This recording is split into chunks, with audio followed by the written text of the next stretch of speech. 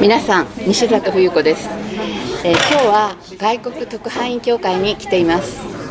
私は2016年まで15年ほどドイツテレビというところ、東京支局なんですけれども、そこで仕事をしておりました。そしてその前もフリーで海外のテレビが日本の取材をする時のコーディネーター、通訳のような仕事を長いことしておりましたので、実はこのプレスクラブの会員なんです。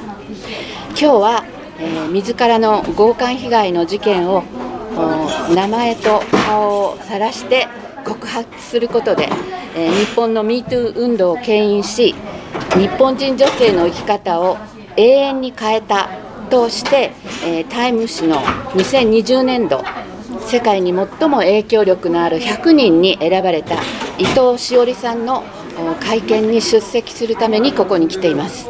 伊藤さんは幼い時からジャーナリストを志望していたということで、強姦という女性としての辛い経験を本にして出版、警察とも渡り合って、加害者が TBS という大放送局のワシントン支局長だったり、安倍元首相の伝記を手掛けるような政治部の大物記者だったりしたことから PTSD に苛まれながらも警察を動かし、自らも協力して集まった証拠や証言をもとに逮捕状が出たのにもかかわらず、寸前に執行ストップとなり、憤慨して訴訟を起こすなど果敢に戦いました。しかし、メディアの世界の中で起こったことで幸か不幸か、世間の注目を浴びることにもなり、誹謗中傷の的ともなる中、自殺未遂をするまでに精神的に追い詰められながらも、そのすべてを自ら取材してドキュメンタリーを制作、世界各地で公開されて、日本人制作のドキュメンタリーとしては初めてアカデミー賞の候補にもなっているということです。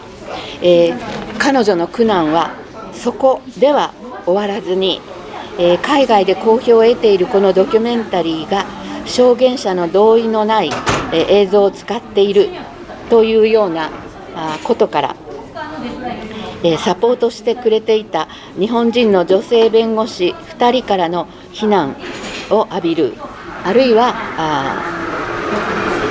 ジャーナリスト仲間からの非難を浴びるというようなことが起こり、心痛を重ねて、いるようです。今日は遅れていた日本公開のために再編集した日本公開版の上映の後、記者会見となっています。同性として同じく国際的なメディアの世界にいるものとして言えることは、女だからって甘く見ないでほしいということです。伊藤さんは加害者と差し違える覚悟だったと思いますが、結果として世界的評価を得ることになりました。ジャーナリストとして得難い経験だったと思います。そういうにはあまりに過酷な日々であったと思いますが、きっと未来は開けると思います。もうすでに公開されていますので、日本で、公開されていますので、ぜひご覧ください。All right, thank you very much for waiting. Let's go ahead and get started. Please join me in welcoming our guests today, starting with producer Eric Nyari,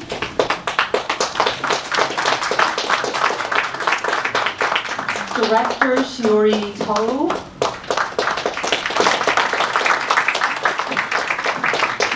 producer Hanna Aqvilin,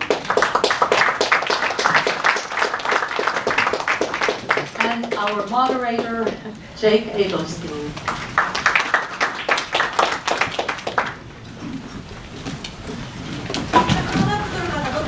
すみません、座ってください。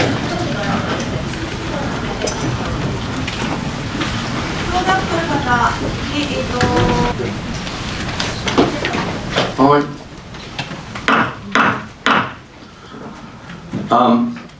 Good afternoon, everyone. Welcome to the Foreign Correspondence Club of Japan. It's such a delight to have you here. My name is Jake Edelstein. I'm the author of Tokyo Vice and a reporter with Campsite Media, Tempura Magazine, occasionally The Daily Beast. First of all, congratulations to Shiori, Eric, and Hanna. Not only was their film nominated for an Academy Award, but it won the prestigious Peabody Award. That is a tremendous achievement. Maybe more impressive than the Academy Award. It is like the Pulitzer Prize for documentary filmmaking. I'm going to add a little context here before we get to the questions and answers, and also establish the rules of the press conference, something we occasionally do here. Black Box Diaries took years to reach the screen, and it might have been buried entirely if it wasn't originally a Japanese weekly magazine reported on it. That magazine is Shukan Shinsho. It is credited in the film. It wasn't the foreign press that wrote this story. In the English press, humbly, I will say that myself and Mrs. Yamamoto and the Daily Beast were the first to report it, and then others followed. Thanks to everyone who's attended the many FCCJ press conferences we've had about this story over the years. A reminder, this is a press conference, so it's not hostess bar or hostess club. Our therapist online, so please don't make statements when you ask the questions. If you have opinions, you can write them on your blog. There has been a lot of information and misinformation about this film before it ever showed here. One prominent newspaper I'm fond of, quite actually, made a widely circulated article that later had to be corrected. Some of Ito's original attorneys who have criticized Shiori Ito have done so in ways that may conflict with the ethics and rules of the Japanese Bar Association. In general, a lawyer has a duty to protect the reputation and secrets of their client. That said, we are not here to lecture lawyers on how to do their jobs, just as we would not accept a lecture from a lawyer on how to do our job. They are not journalists, and we are not lawyers. Investigative journalism often requires reporting without consent. Do you think that anyone would report on the crimes of the Yakuza or Tokyo Electric Power Company with their consent?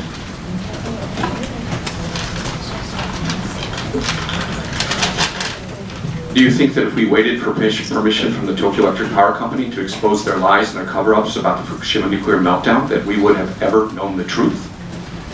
Of course not, because public interest outweighs signed forms. We are going to begin with the question already submitted before the conference started. But first, the rules of engagement. They're very simple. Please wait your turn. Ask your question when your turn comes. Please do not shout out questions. Mrs. Ito has put out a comprehensive statement about the movie and the editing. That is online. The answers are already there. If you do not get the answer you were looking for, you can go to shioriito.com. There are also printouts of the answers. The Japanese papers are coming now. There was a misprint. They will be distributed during this press conference, both in English and Japanese. The Japanese is authoritative, so if you're looking for the right answer, please use the Japanese first. When asking a question, please state your name and your publication and who you're associated with. Ask one question, no compound questions, that's so everyone has a chance to ask a question, as many people as possible. If you ask two questions as one, I will ask you to rephrase it as a simple one-point question. Please, no statements. It's okay to preface your remarks, but make it short. The priority is going to be FCCJ members who are members of the working press, then working FCCJ members who have submitted questions online, then other FCCJ members, and then if time, members of the audience. I hope that's clear. Before we begin with the question and answers, the producer Eric Nyari, the director Shiori Ito, and the producer Hanna Aqvilin are also going to make statements. They will be short as to leave enough time for everyone to answer questions, and we'll start with Eric. Thank you, Jake. Thank you, Karen. Thank you, Martin. As many of you know, we were scheduled to appear here in February. and we were not able to under very difficult circumstances. So on behalf of production, I would just like to say thank you for your patience, for giving us this forum, and sorry to have caused you all of the trouble this year in getting to schedule this event. So thank you very much. Shiori, you're up.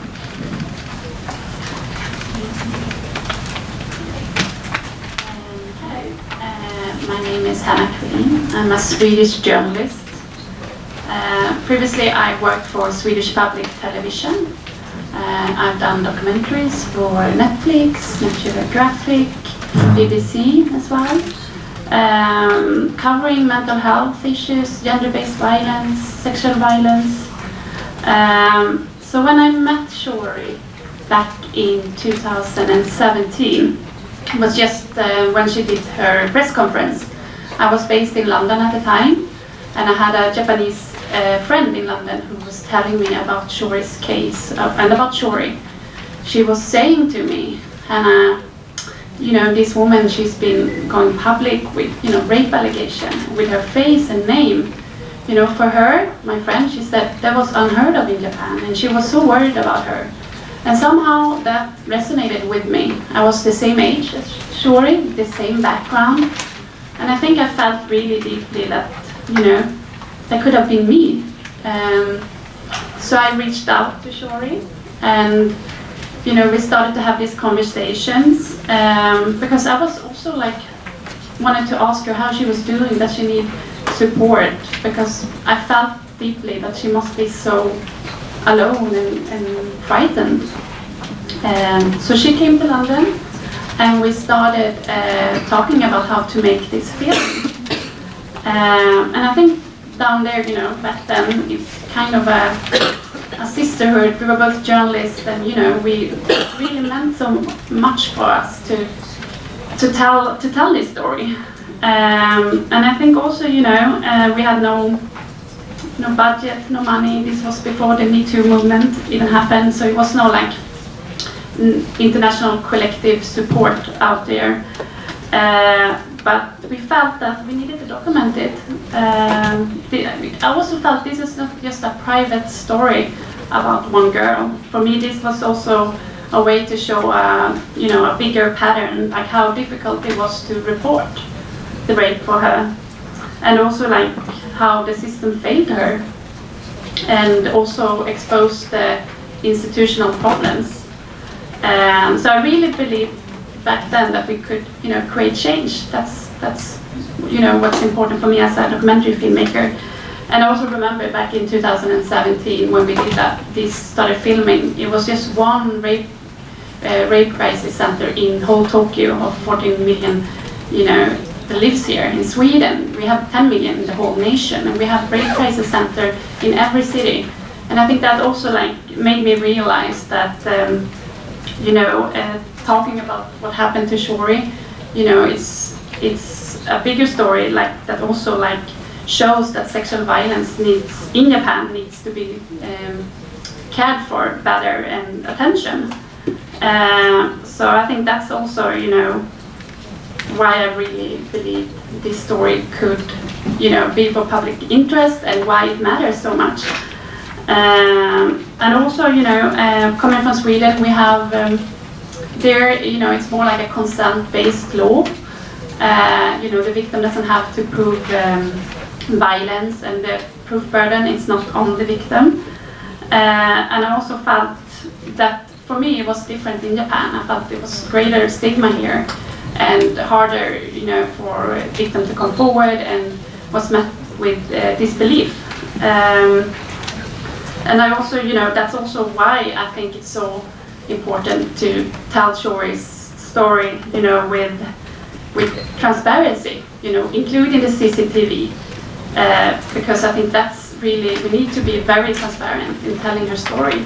And I feel, you know, now when we're back here in Japan, you know, we're really excited to be here.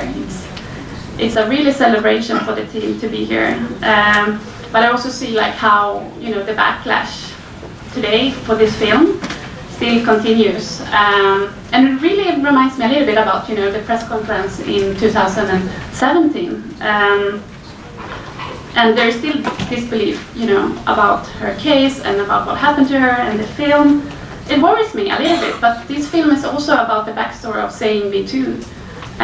This also shows, like, in really rare way. That's why I think it has been really good, like, globally reviews as well, because it shows the struggles, the courage to go public, and it's not easy, and it's something you have to live with your whole life. And somehow, you know, this kind of backstory a little bit continues today, you know, for Shiori. And you know, when we screen this film around the world, you know, we have audience at festivals standing up, both men and women, saying, you know, speaking up for the first time and telling, this happened to me too. And I think that's so incredibly, like, powerful. And it shows that this film and your story, you know, resonates far beyond, you know, just one case. And you know, since our premiere here for 3 days, we have gotten so much good support, so tremendous support from Japan, from the audience, and it makes me, like, almost, you know, tearful and so happy that we come here. So it's been so hard. So, and I think also, you know, the film, you know, Box Diaries, really examines how institution and society's response to survivors of sexual violence when they try to be heard, and you know, also, like, the cost of seeking justice, you know, and the system is not built to support victims. And also, you know, when we talk about the film, we talk also about, like, open, you know, the stories about Shiori's, you know, the black box, one woman's, you know, black box. But it also made me question and ask a question, like, how many of black boxes remain to be closed? So, you know, that's why we made this film. That's why it's in the public interest. And, you know, I just want to thank you all for being here today and listening and giving this film space. And finally, thank you, Shiori, your courage to tell this very raw perspective, and naked perspective as a survivor. And your determination is the reason why this film exists. And I'm so proud. So thank you. Thank you very much. Shiori, would you like to say? Yes. 2015, I was assaulted, so it's been 10 years since the day, and soon, this December, it's the 5th anniversary of winning the first round of court case. So for me, living with this trauma, but also documenting it, talking about it, has been a big part of my life. And I just want you to know, it wasn't my first choice. If I went to police and if they took my report without no question, and if the report gets into investigation, and if, as a plan, if the person was arrested, I don't think I ever dare to speak in public. I would never want to share what happened to me, my nightmare, my trauma, to be called out, the girl who was raped. But this happened to me. It wasn't just nightmare of the rape. It was what I experienced in investigation and the law that time. But I had a hope. I had a hope in the media, and I decided to go public, hoping other media, other journalists to be able to question whoever stopped the arrest and whatever happened during the investigation. That was my hope. And also 2017 was the first time when we had a chance to change and update our 110-year-old rape law. So that's why I decided to go public, hoping these things change and I get to question to the people who I couldn't reach. But as you know, it was a half a year before the Me Too movement happened in the world, and I felt like people start talking about why this girl speaks up about such a shameful incident. What's behind her? What is she, you know, what's her motivation? What her real motivation? Is it political? Is it something else? So I felt like my message of itself, why this happened, why the investigation didn't go through, and how can we change the law, didn't really go directly to the way that I wish to spread the words. And at that moment, I also faced backlash, pushback, and threats. And that was the time I met Hanna and her friend Akemi, who at the time was living in London, and said, why don't you move to London? I didn't know them, but they said, we'll give you a safe space. So why don't you just move? And I was shocked. I don't know them, but I felt like I need to move away physically. So that's how I moved to London and how we start doing this project. And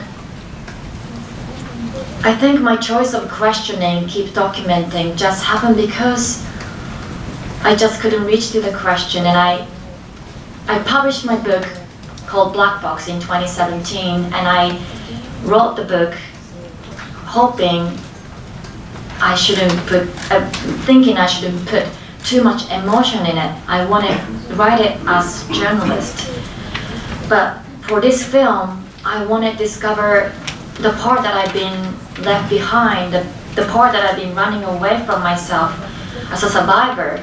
What was I going through in my mind? Because I didn't know until it happened to me. And I wanted people to experience as well, what is it like, not just the life, but the aftermath of what you have to live with. And that is why I decided to make this film. And I want to see the film where it's pictured without where it can tell the story without the violence, visual violence, because often there's so many great films that deal with this important issue, but it sometimes comes with rape scene or visual scene, and I didn't need to see that. I didn't want to see that. I didn't want to traumatize myself. So there are certain choices that I made, the footage I decided to use or not to use, and that's based on that. But all I want to say today is that I'm just so happy with my team that we could release this film in Japan. Past 3 days has been a really memorable days that everyone came to the theater who supported this film, who was part of this film. The doorman came for the first day. My best friend who let me stay at her house came. My friend who recommended me to start recording came because she also had similar experience. So everyone who supported me, and my mother and father who hasn't seen the film finally saw it. So it's been really an important moment for me to share tell everyone thank you for letting us work on this film and letting me survive. So I just really want to say that here, and I know you just watched the film, and I'm here to answer all the questions you have, and I'm just happy to be here.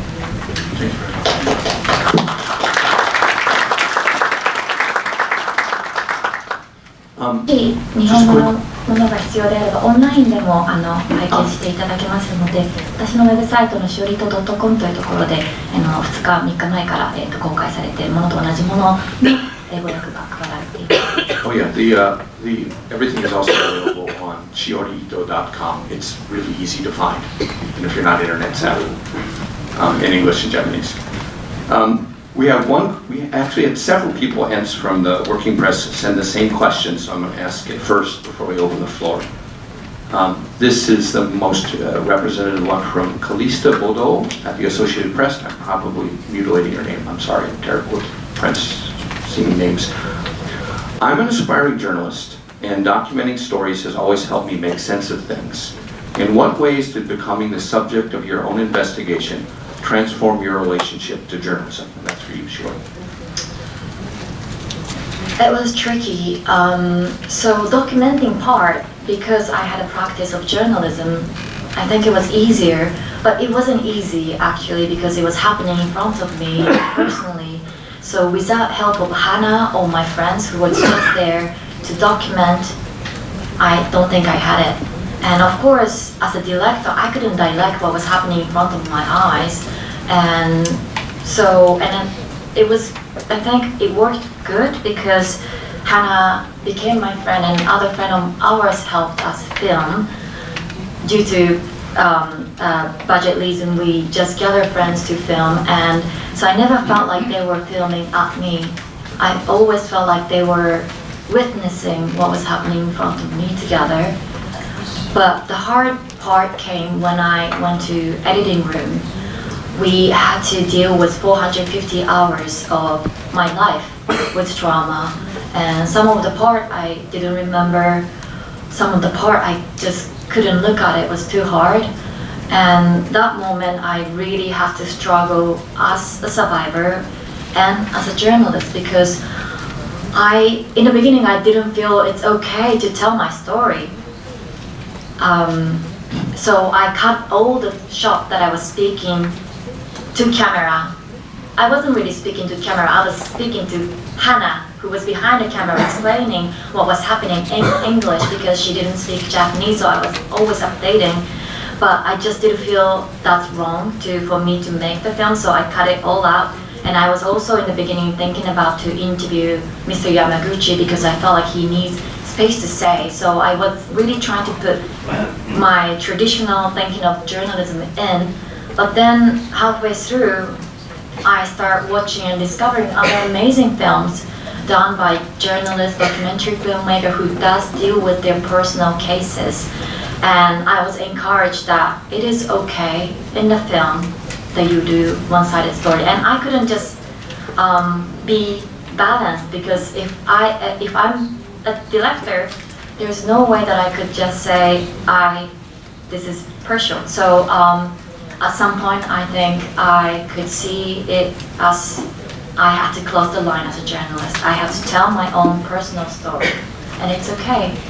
But to realize that, it took some time.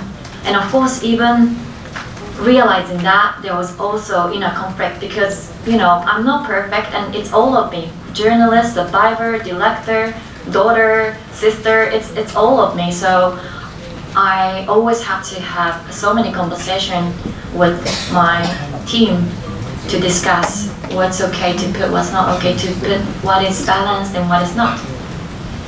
Thank you very much. I'd like to open the floor for questions, first from working journalists. Mark.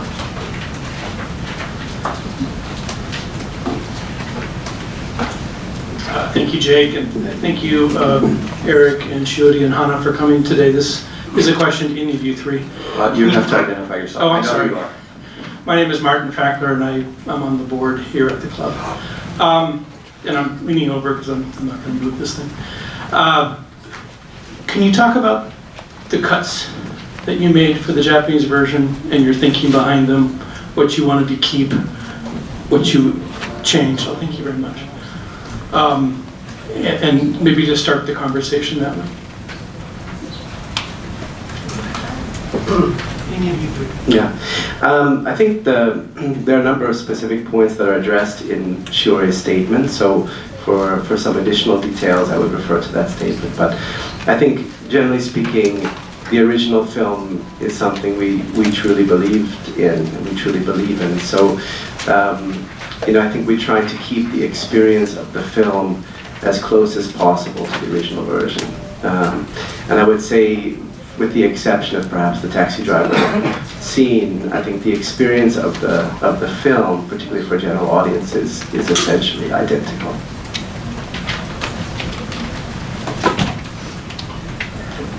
Anything to add? Yes, so we made 4 scenes adjusted, which is written on the paper, and one of the scenes that I really have to keep as a survivor, as a director, is the CCTV footage. And we made CCTV, we've been asking if we can have a permission, and it's been difficult to get permission, so we made our CCTV changed using effect.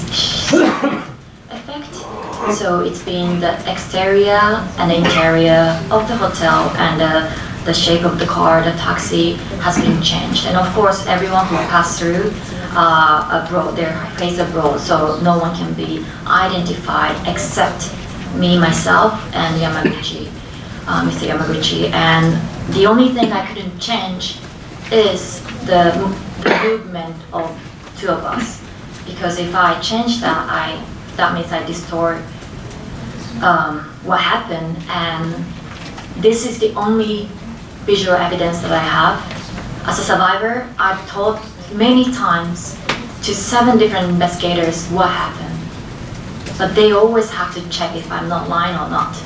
And this video was something that made investigator, okay, this is something we'll like to do some investigation. So for me, it was essential. Without this footage, I don't think this film could have happened. And also because it's my story, I couldn't appear in the beginning of the film telling details about what happened to me. I needed evidence to tell. So that was my choice. I'm going to ask a follow-up question here. There is the footage of you being dragged into the hotel nearly unconscious, which is the closed-circuit television footage. But also on the internet, there is footage of you walking out of the hotel the next day that was also leaked. And the hotel would not tell me how that was leaked or why that is on the internet. Do you know how that got on the internet? So that part of footage was leaked early 2020, right before I won the first round of civil court case. And it attracted many attention, and it created, it started big backlash and online hate. And for that, I had to deal with new cases to fight the battle in a court case. But we don't know who leaked it. We know that the footage access was only for me, myself, and Mr. Yamaguchi. And that was it. So, but the hotel didn't do anything. And it's still viewable. It has so many views. Tens of thousands of views, and it questioned me as a survivor, me as a victim, asking, she doesn't look like a victim, she's walking out of the hotel looking okay, she must be lying. So it's another power of visual evidence, I would say. That was a very painful way to learn, but that is one of the reasons why I needed to show how I get there, I think. Thank you very much. Can I just add that I think, you know, as many people know, Shiori's former lawyers have raised a number of issues about content of the film, and I think for this version we've done our best in other areas to at least meet some of those concerns. I believe everywhere else it may not be enough for them according to their most recent statement, but I think for us the CCTV was absolutely a red line. And it was something we felt we must include in the film at all costs. Thank you. Sir, you have your hand up. Could you please come to this and identify yourself?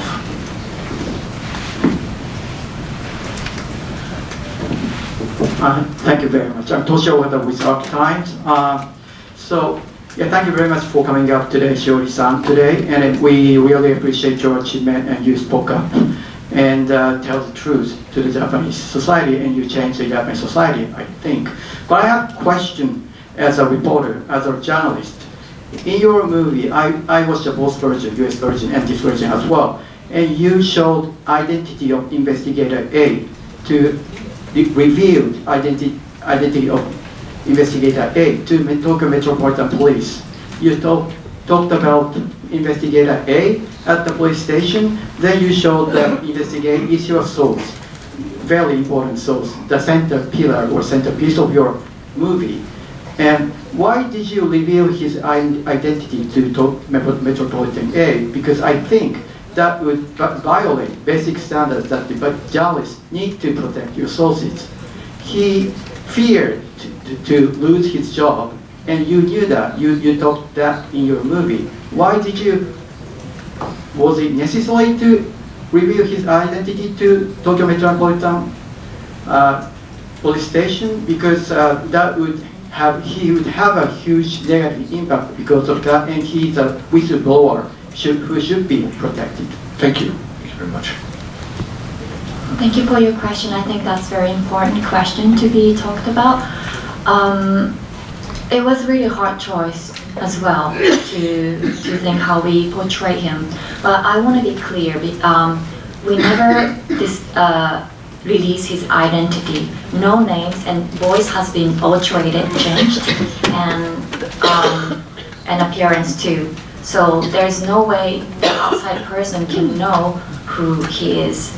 And I do understand that when my former lawyer Nishihiro did a press conference last year, October, they deliberately say that we didn't change his name, which was lie. So I know some of the media reported it and it went widely spread around, but we did alternate the voices. It might be pointed out that the presence of a cooperative detective is mentioned in the book, which was published beforehand, and that in the Shukan Shincho articles, which were the first thing, that there was also the mention of the detective. So it's not anything new, and I don't think that actually he was revealed. Yes. So I'm not talking about what your lawyer said or anything. I'm just talking about the content of the movie. So you went into Tokyo Metropolitan Office, Keshicho, then talked about his colleague, about him. Then investigator A appeared on your movie. And then he told the story that the arrest warrant was issued, but higher up stopped to executing it. So what I mean by that is you talked to his colleague, and Tokyo Metropolitan Office Police Station, Kesho, knew who was the leaker. That was my point. So his name was not revealed in the film, but for police officers, his colleagues at Tokyo Metropolitan Office, they clearly knew who he was, because you talked about him, his personal change. Then they knew what you talked about. So that's my point. Okay, thank you very much. I don't think that's I don't think I get your point, because I want to understand what you really are asking here. So I think he's saying that essentially, because you show the scene in the police headquarters, so essentially the people within the police department, by virtue of watching this film, will know who he was. Right. Is that essentially? And the question is why I choose that to put it? Because isn't it a big question? A top of Metropolitan Police, head of Metropolitan Police stopped it. And I don't see the question why we don't question about it. And as a survivor of that case, I have also right to know what happened. So that's why I decided to put it.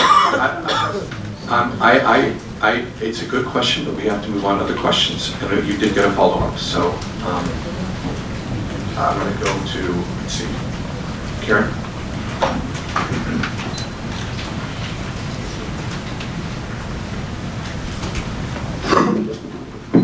Thanks for today. My name is Karine Nishimura. I'm working with Radio France and Libération Shimbun. I have two short questions. I would like to know... One question, Karen. One. Even short? One. Well, I don't know which is. The change has been, the law has been changed in Japan. You didn't mention it. Why? Also, let me know if it would have been different if it was in another country. If you think it would have been different, the case would have evolved differently with a criminal trial, for example. Can you say again, please? Yes. Are you referring to the film or the original case? Yeah, no, I'm thinking the law has been changed since the film, and you didn't mention it in the documentary, so I would like to know why. And also because it's seen abroad, and maybe people can think it's still the case. I mean, the law is still like it was at this time. So why did you not mention the fact that thanks to you, the law has been changed? It's the first part of the question. The second is, would have been different, the case have been treated differently if it was in France or in US or abroad. Case over my case, or yeah, because you seem to say it is because it is in Japan. It is because it is the law in Japan that it was in it evolved in that way. I didn't get a criminal trial. Do you think that it would have been different if it was in another country, like US, etc.? Okay, that was 2 questions. Yes. Well, I want to talk about the law and also the oddness of how we didn't change 110 years old law and how 13 years old was the age of consent before. But I didn't want to make my documentary as educational. So there are so many things that I wish I could talk about, background story of society and the law for these people who doesn't live in Japan, who needs to understand, but I just didn't want to use any text or voiceover or narration because that's not really focus of the film. So unfortunately, we are not really focusing on that in the film, and that's the reason. For my case, I love to know, and I'm not expert for American law or French law, but yes, many people told me that could have been different, and I think that's one of the reasons why it's interesting to examine. So is this our current rape law working in Japan? If not, why? And I think that's something I really wish for this film to open up this conversation, especially the definition of rape. I have a question from Timothy Horniak, author of Loving the Machine and freelance journalist. Why do you think there are so few courageous people in Japan, like the hotel doorman, who are willing to stand up for injustice?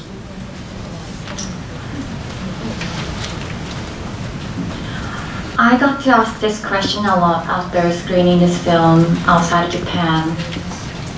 And when I hear about it, I think about this saying in Japanese, "Deru kugi wa utareru," and it's I guess easier to move as a flow, and it's difficult to be the one. But for me, he's a hero, and other people who appears in the film are heroes. Without their cooperation and their bravery, I don't think I could get closer to the truth. And I just want to celebrate these amazing active bystanders, because growing up in Japan, I got target of group when I was on the train, when I was wearing uniform when I was going to high school, and no bystander who ever witnessed what's happening ever stepped in. So in this film, I really want to celebrate what can change if you become actual active bystander. And so I just really want to thank Doorman and other people who appears in the film. Okay, great. Can I see an extended hands again so I can, the lady with the blonde hair. I don't know a better way to say it. Hi, my name is Jessica Speed, and I'm with the Japan Times. Thank you very much for coming here today. I'm sure it took a lot of courage. My question is predominantly for Shiori-san, but if anyone else wants to chip in, I would be grateful. In your opening statements, you talked about how this has been a tremendous success since the film's initial screening in Japan on Friday. But I'm sure a lot of people would like to hear a bit more about your emotional state, your feelings on the night of the first screening. And you talked about your family and your friends being able to finally see it. But if you could share any more episodes, that would be really grateful. Thank you.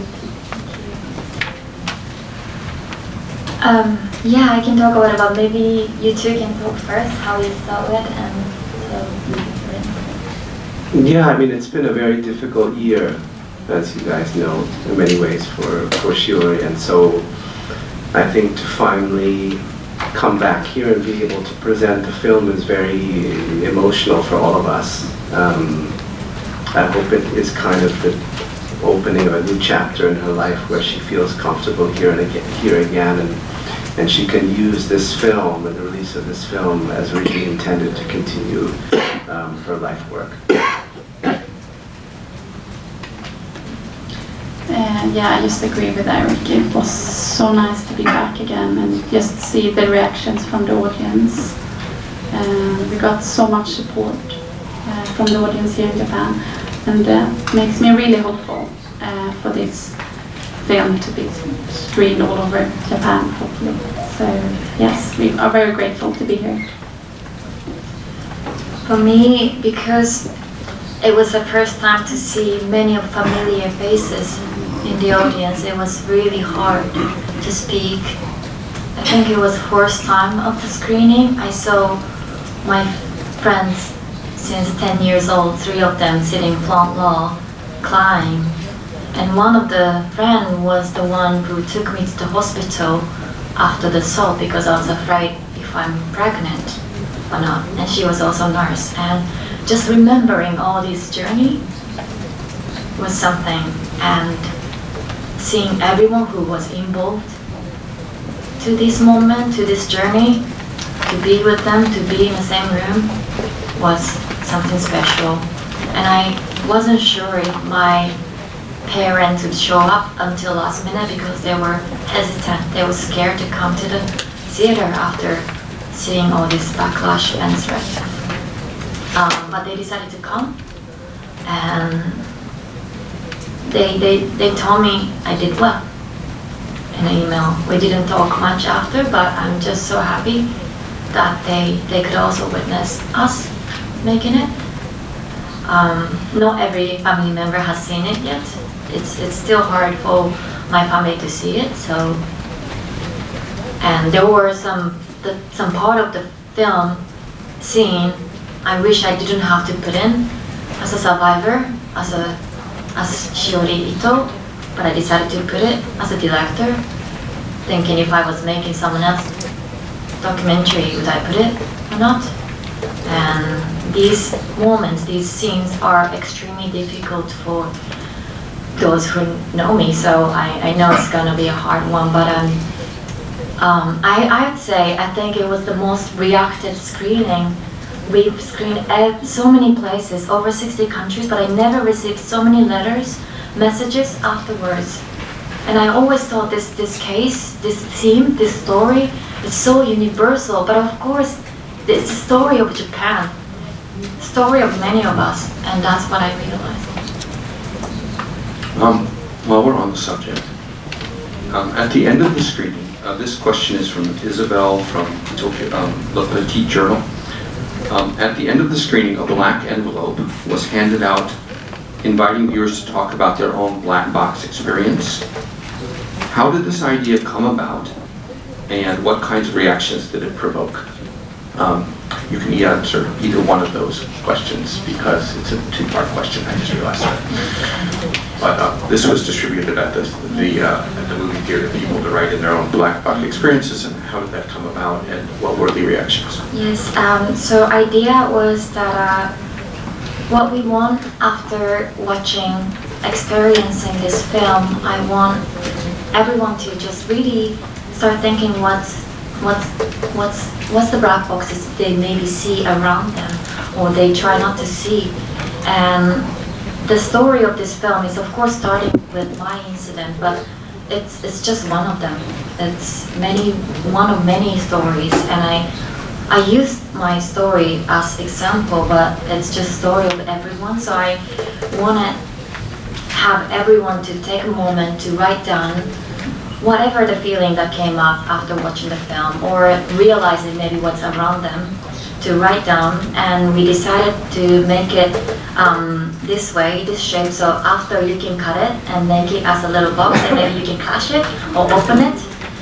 And yeah, that's the concept. And I just really wish we could open more boxes. Mine is just minor one, and there's so many more. And I think films, the cinema space is an amazing space that you experience it together, you feel emotion together, and I think that action can lead to somewhere. And I just wanted something that they can have it back home to start with. Thank you. Eric, did you see any of the responses, or did people turn them in, or? I haven't seen any responses yet.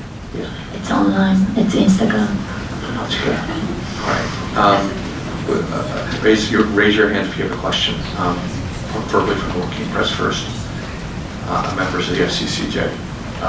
You in the back are very tall. What's your hand up there? You.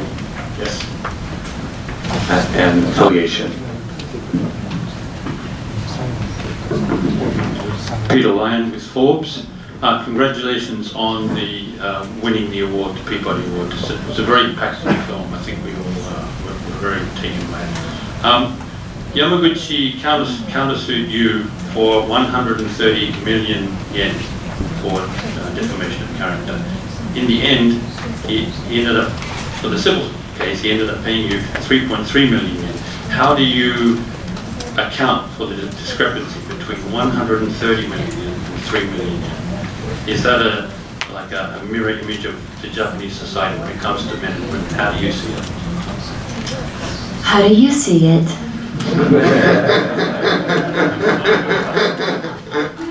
Well, it's an interesting question, because when I started this case, I was asked by my lawyer, how much do you want to claim?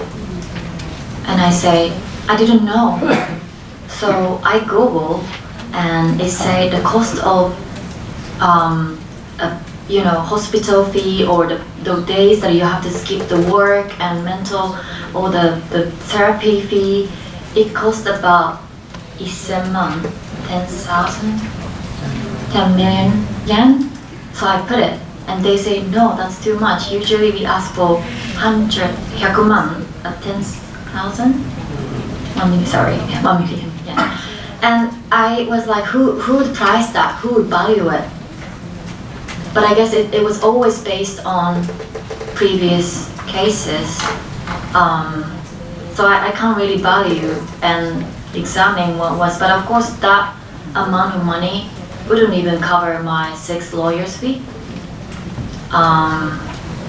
Yeah, so what do you think? I would love to know, why was it so high for him? Because he has a better job?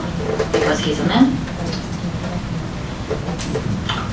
Okay. Jimbo-san? Yeah.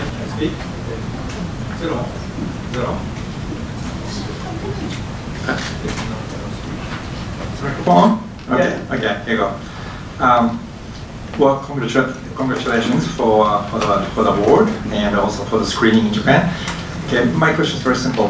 Why does it take so long to screen this in Japan?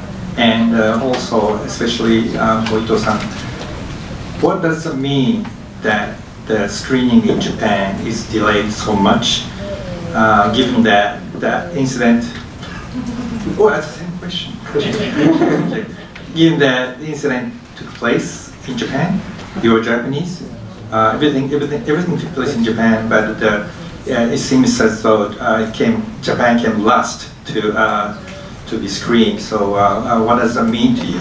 Maybe for other Eric and everyone else too. Thank you. Maybe I can talk about the why, and then you can talk about the meaning. So this film premiered at the Sundance Film Festival in 2024, and we had a strategy as most I would say internationally minded art house films documentaries have, is to premiere first at a prestigious international film festival, gain acclaim, then eventually premiere it back in Japan. That's for festival premieres, that isn't necessarily for distribution. And I would say that distribution offers from outside of Japan came very quickly. And within Japan, things were a lot more complicated. and we faced what I would consider to be self-censorship on the part of Japanese companies, particularly exhibitors, as distinct from distributors, in consideration of relationships with the government, as well as businesses unrelated to film. And I can't talk about the specifics here, but as a film producer in this country, I find them to be very worrisome. And I think that was what delayed the release of the film here initially. And then of course, things got much more complicated later when Shiori's lawyers came forward. But I would say, coming back to it, that the crux of the issue, including for the exhibitors, or the exhibitor in question, was always the CCTV. So I think, but anyway, it took us a while since earlier this year to reorganize our strategy for Japanese distribution, and we're very fortunate to have 3 great companies who are leading it right now. One is Star Sands, who we partnered with from production initially, because at the time we felt they were the strongest company in this country doing content not just for smaller art house audiences, but for general audiences, with politically sensitive content, including Shimbun Kisha, the narrative film, and other films. And there's an executive producer who unfortunately passed away in 2022, Kamura-san, who believed in this project early and financed this project and gave us a lot of creative freedom and time to finish it in the right way. So Star Sands has stuck with this project for a long time, and then we were fortunate enough that Toei and Ikatsu, 2 of the great original Japanese 5 studios, joined the project, and it's a co-distribution now. It opened only in 1 theater, which, as you can guess, is, I think, unusual for a film of this stature. But screenings were sold out. Every screening was sold out the first 3 days. And I think if the high interest continues, I think the release will spread. Yeah, I guess Eric touched on the reason why originally we did have offer that is from international worldwide platform, streaming platform, but Japan part said no, and therefore we had to move on to the different path to distribute. So it wasn't like we were avoiding, we wanted to do in Japan, but it was very difficult. For me, I'm just so grateful and glad that we can finally screen the film, and I can talk to full of journalists here today. But I was afraid to come here because when the former lawyer did the press conference last year, 2024, October, even the film wasn't out in UK, US, it was like a few days before. Their claim, which was included lie, was out and wasn't fact-checked and was written by numbers of journalists, and that continued. So this year as well, we've been trying to show the fixed version, changed version to our former lawyer from the end of February. I mean, we've been always trying to show, but especially this year, we went to try to tell them we want to show for full times. They all say no, but then they tell the press, March, that we haven't shown them or we haven't apologized, so it's alive.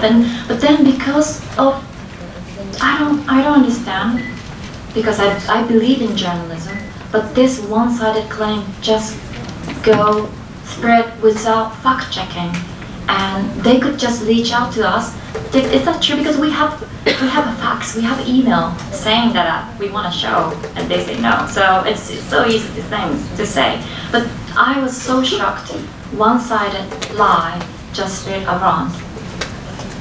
And especially one journalist wrote about the article that we were using the footage of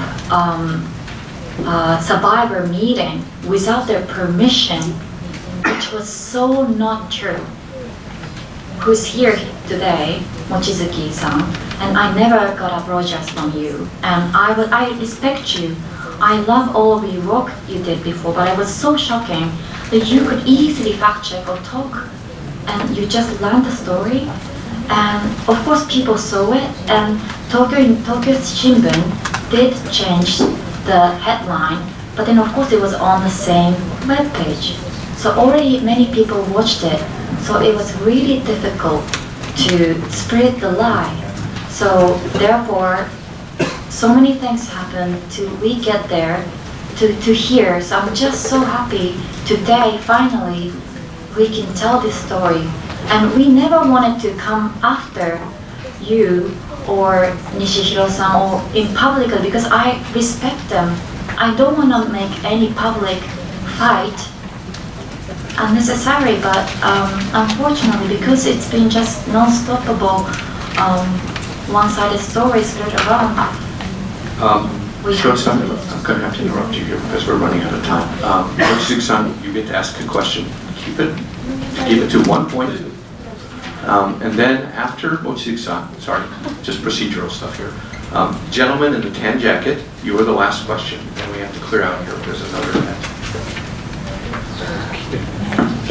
冒頭から言ってたんで、東京新聞望月ですが、私の書いた記事の原文はもうそのままです。ただし、ヘッドライン、タイトルですね、そこが確かに誤読をさせたと言って修正しました。で、それ以上に、勉強会で多くの方たちの性被害を訴えてたお話の方は許諾を得ていましたが、そうじゃない方たち、多くの方たちから許諾を得ず、その後トラブルになったことも報じています。そのことについて一言、それから西尾さんはじめ、今日もかなり攻撃的な話ばかりです。私はサバイバーであるということで、傷つけた方たちに何を思うのか、私を含めて多くの支持者、支援者が今あなたに大変絶望し、OK。一つの質問、最初の質問ね。はい。I think what you just say is you changed the headline, but headline was untrue. And you didn't still collect, it wasn't a survivors meeting, but you kept using that. It was a media people gathering. And I was invited there to speak. And for Japanese version, whoever I couldn't find, whoever I couldn't reach, we changed for the Japanese version.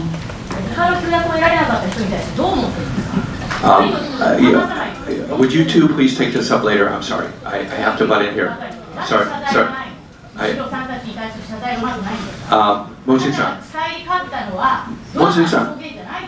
Mochizuki-san, ありがとうございます。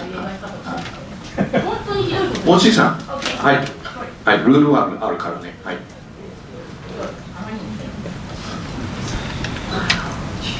Just so you know, I did apologize to her 4 times, to Nishihiro-san. Okay. My name is Takuya Nishimura, freelance journalist and senior fellow of Asia Policy Department. It seems to me that the important content of the black box is the political influential power of former Prime Minister Shinzo Abe. So my question is, what kind of feelings did come up to you when you realized that Abe was assassinated 3 years ago? I couldn't stop crying myself. I still remember that day. That day I was heading to Kawasaki, to Sakuramoto, because these are where Zainichi Korean lives, and I go there often to meet them. And we were scared because I think when the news broke out, there were like fake news saying maybe that was done by Zainichi or something, so we were scared. And also because that was the time, that same day, the Supreme Court decided to say, okay, this case is closed, victory to you. And I couldn't be happy why now? Why today? I was so confused. I was so scared. So I went to Kawasaki. I still remember, and we were scared. We were so scared.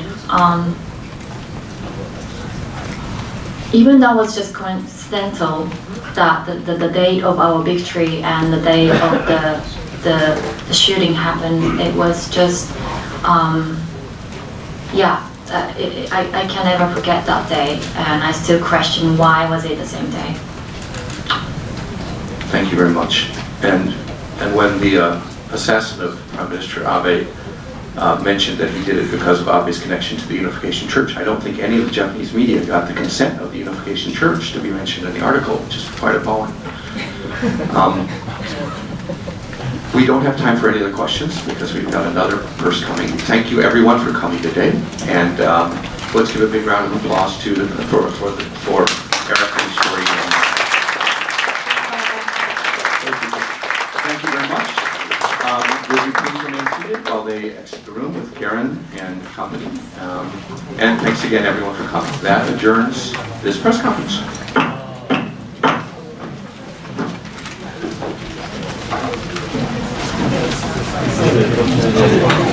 上映会が終わりました。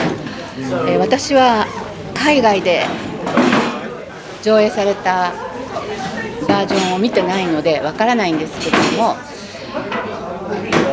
ドキュメンタリーをたくさん制作してきたものとしては、真実を全部ドキュメンタリーに入れることはできないんですね。いつも妥協して真実の一部というか大半というか、それをカバーするのがドキュメンタリーフィルムだと私は思います。彼女の場合は制作者であり、そして当事者であるっていうことから、真実を知っている人であるから第三者じゃなくて単なる制作者じゃないから問題になったと思います。でもそれは一つの新しい制作のスタイルであり、制作者としてのポジションであると思います。だから許可を取ったか取らないか、そういうところで議論をするのはちょっと違うんじゃないかなと思います。自分をさらけ出すような、裸にするような、そういう思いで作ったフィルムであるので、やはり評価されているんだというふうに思います。上映今されておりますので、皆様もぜひご覧になってください。